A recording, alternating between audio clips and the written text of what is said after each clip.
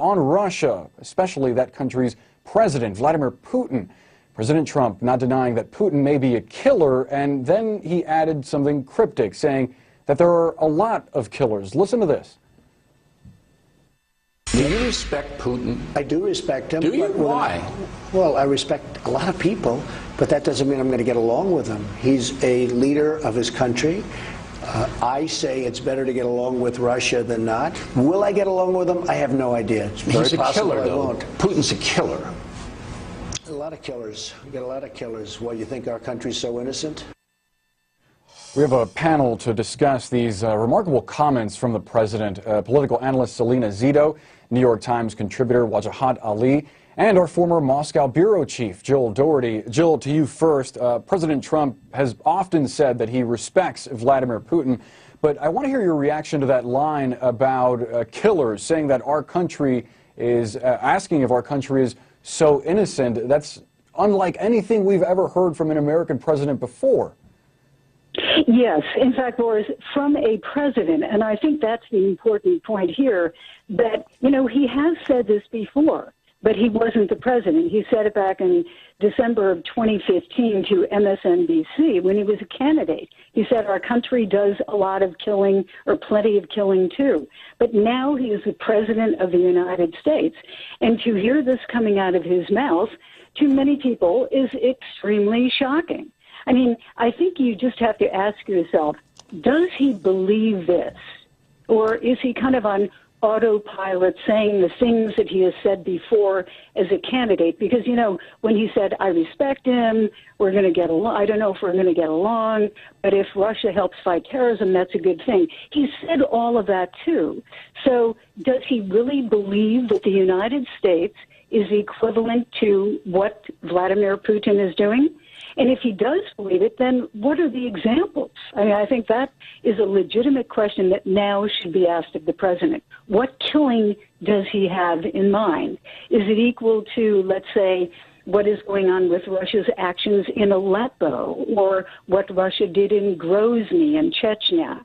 Or, again, is he just recycling a whole lot of old campaign comments, not realizing the effect of his words as president of the United States? Selena, the timing of this is also really curious, considering just a few days ago, the ambassador to the United Nations, Nikki Haley, bashed Russia in front of the United Nations.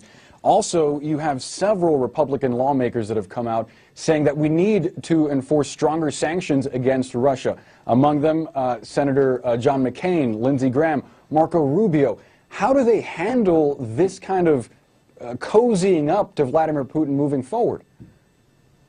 Well, the president employs what I personally call the Law and Order throwaway line. Law and Order is a show that ran forever, is still running on NBC. And in the beginning of every segment, there was always a sort of inappropriate throwaway line that marked the show. And he tends to do that when he speaks. It's part of his cadence. It's part of his personality. Many people had thought that he would stop that as president, but I don't think he's going to. There's a couple of things going on. I think maybe it's more part of his style than him thinking, sort of long game about, what he is saying as president. As you said, Nikki Haley came out strong this week at the United Nations. He also had a conversation today with the president of the Ukraine. And they talked about the problems with Russia, and he talked about, this was in the readout from the White House, and he also talked about having negotiations with Russia about the situation in Ukraine. So I think it's more a throwaway line than anything else. We have one more guest to add to our panel. Senior political analyst David Gergen is joining us over the phone. David, you've worked for several administrations, for presidents. What do you make of this? Is there something that we're not getting about these comments that Donald Trump gets when he says that America, or implies that America is not so innocent? Well, let me acknowledge up front that I haven't seen the full transcript. I've seen snippets of it, but I think it's enough the snippets are enough to really be upsetting in one sense. American presidents, the American government for years has had a very clear understanding that there is no moral equivalence between the kind of authoritarian dictatorship that's emerging in Russia, that has emerged under Vladimir Putin, with the kind of leadership that we expect in America and the standards we hold people to. And it may well be a throwaway line. That you can call it a throwaway line, but you know what? Presidents are not permitted throwaway lines that get us into, that are very confusing, suggest things that we don't want to think are true. And the job of the president is to be careful, be deliberative, to say what needs to be saying, but to leave it there. And these throwaway lines are continually getting him into a lot of trouble. I would point out that what's been happening, even in the last 24 hours, is that his team around him is increasingly saying things that are more mainstream, but he then has these, quote, throwaway lines, and he has his Twitter storms that say just the opposite, that are on the extremes, that attack the judge today, that attack again the New York Times, and that sort of thing. And they really undercut it's not just the credibility of the United States, but they throw into question the quality of our leadership. And it confuses the world, and it confuses Americans, and it leads one to suspect that maybe he does think that we're somehow that Putin is on the same plane as American leadership. If so, we really need to know that. Wajahat, to you, to touch on something that David just mentioned about confusion in the world, what do you think the Middle East hears when they hear Donald Trump speak well of Vladimir Putin, especially considering what we've seen unfold in Syria over the past few years?